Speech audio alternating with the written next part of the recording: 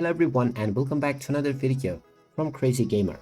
In this video, I'm going to show you how to appear offline within the Ubisoft Connect account. So let's get started right away. First of all, open up the Ubisoft Connect application on your device.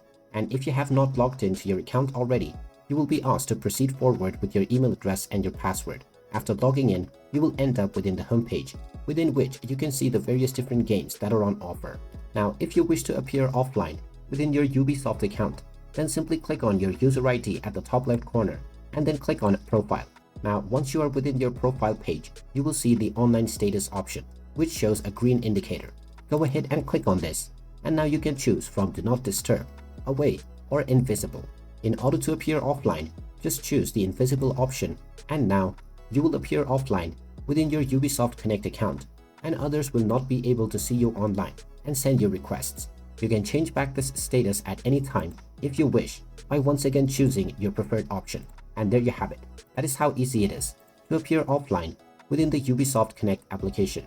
If you find this video helpful, make sure you hit that like button and subscribe to our channel if you haven't done so already.